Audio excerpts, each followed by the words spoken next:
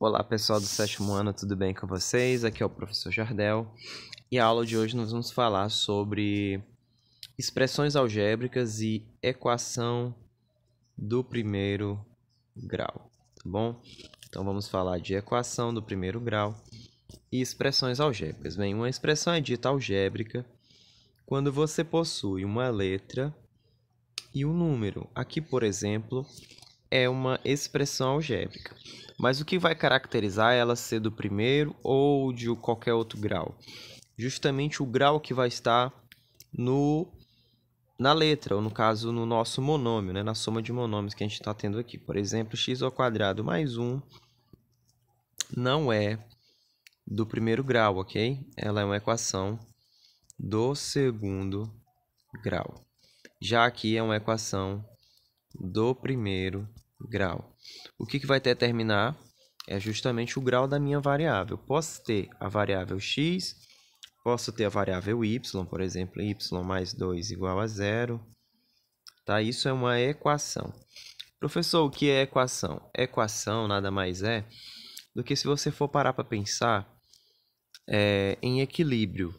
Imagine uma balança, tá? Daquelas bem antigas, sem ser essas balanças eletrônicas, onde você teria que equilibrar os pesos que está de um lado com o peso que está do outro lado. Ou seja, um equacionamento, ou no caso, um equilíbrio, tá? Que me permite colocar um sinal de igualdade aqui, ou seja, o peso que está aqui é o mesmo peso que está aqui, ou seja, a quantidade que está de um lado é a mesma quantidade que está do outro. Então, o que é equação? É equilíbrio, né? Equacionar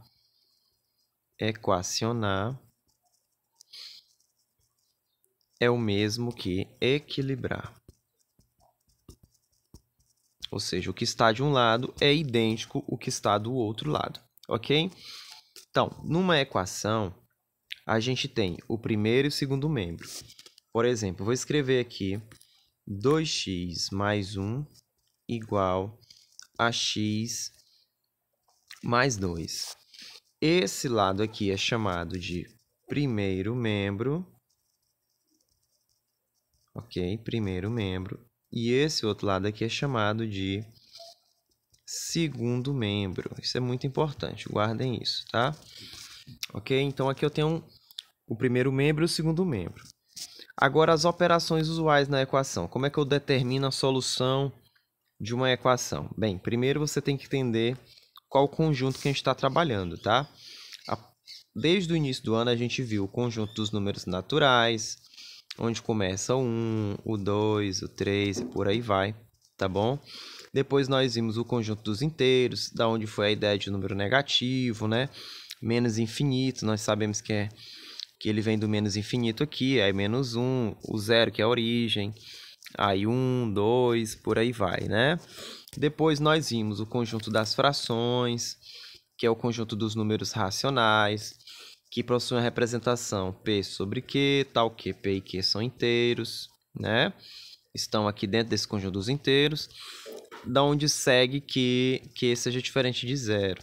Ou seja, o conjunto das frações com coeficientes inteiros. E nós aprendemos também que todo número natural é uma fração com denominador igual a 1. Isso vale também para os números inteiros, ou seja, todo inteiro e todo natural é um número racional, ok?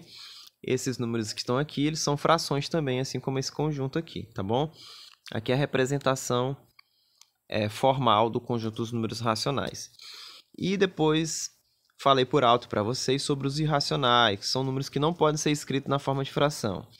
Como, por exemplo, a constante π, o número de Euler, o número que é conhecido como número divino, razão áurea, as raízes quadradas de números primos, como raiz de 2, raiz de 3, etc. e tal, tá?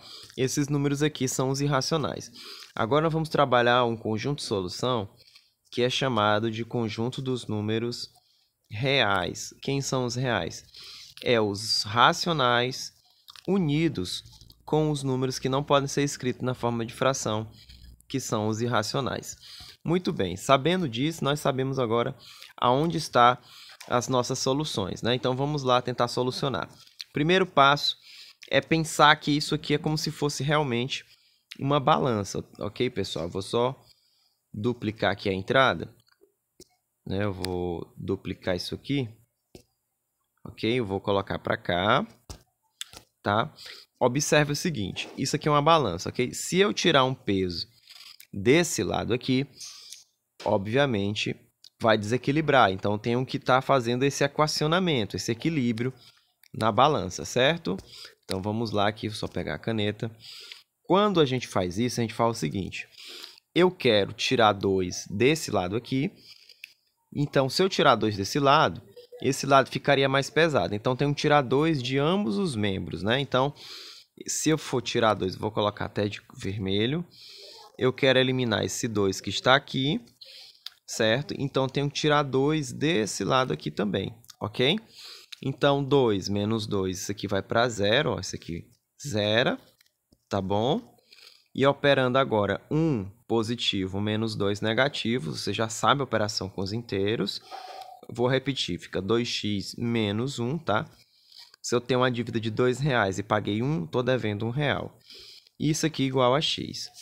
Então, o que eu tenho que fazer? Eu tenho que isolar tudo que é de x de um lado, tudo que não é de x do outro. Beleza. Para que eu possa anular esse 1 que está desse lado, né, eu tenho que somar 1, que é o oposto simétrico a ele na reta. Observe o seguinte, quando você tem menos 1 e aqui 1, e você soma eles dois, você vai ter a origem. Por exemplo, menos 1 mais 1 vai dar 0. Isso vale para qualquer número que possui oposto simétrico. Por exemplo, 2 e aqui menos 2. Se você somar aqui, você vai ter 0 também. Ó. Por exemplo, menos 2 mais 2 vai dar 0. E assim sucessivamente, tá bom? Então, vamos prosseguir. Aqui cheguei nessa expressão, né? Que eu subtraí 2 em ambos os membros, assim como uma balança, tá certo? Depois vou ensinar um algoritmo que vai facilitar nossas vidas. Então, vou apagar aqui, tá? Então, se eu estou subtraindo 1, então eu vou somar 1 em ambos os membros. E, em contrapartida, como eu quero o x no primeiro membro, eu tenho que isolar o x para o primeiro membro. Então, eu tenho que tirar x aqui também. Então, vou fazer duas retiradas. Eu vou tirar x e menos x. Eu vou colocar... Se eu tiro o x aqui desse lado, aqui desse outro lado também eu tenho que tirar x, tá bom? Então, se eu estou somando 1 desse lado aqui desse lado eu também tenho que somar 1, porque eu quero anular essa expressão. Aqui vai para 0. Então, eu vou ter 2x menos x, e aqui x menos x vai dar 0, mais 1 no caso, ok? 0 mais 1 vai dar 1. Eu tenho 2x, tiro 1x, sobra 1x. Então, x vai ser quanto? 1 mais 0, que vai dar 1. E aí está a solução da nossa equação. Tem um método mais rápido, professor? Tem. Qual seria ele? Eu vou ensinar agora. Por exemplo, 3x mais... Deixa eu colocar aqui. 3x menos 30, por exemplo, igual a 0. O que eu vou fazer? Aqui é o nosso segundo membro e aqui é o nosso primeiro membro. O que eu posso fazer? Eu tenho que isolar a variável x. Então, tudo que está no primeiro membro, que não é de x, eu passo para o segundo membro com o sinal trocado. Aqui é 30, certo? Então, vai para o outro lado somando, ou seja, ele vai mais 30, porque aqui é menos 30, certo? Então, fica 3x igual a mais 30, ok? 30 mais 0 vai dar 30. Quando eu tenho um número que está multiplicando x, eu passo ele para o outro membro com a operação contrária. Qual a operação contrária da multiplicação? A divisão. Então, eu passo x igual a 30 dividido por 3, que isso aqui vai dar 10, ok? Portanto, x é igual a 10. Mais um exemplo para vocês aqui. Se eu tenho 2x, deixa eu só colocar aqui, 2x menos 20 igual a menos 2x, ok? Mais 20, pronto. O que eu vou fazer? Tudo que é de x, eu vou ter que colocar no primeiro membro, ok? Com o sinal trocado. Se aqui está menos 2, então vai para lá mais 2. Então, vai ficar 2x, que eu já tenho, mais 2x. Tudo que está aqui, que não é de x, eu vou passar para o segundo membro com sinal trocado. Isso aqui é menos 20, vai mais 20.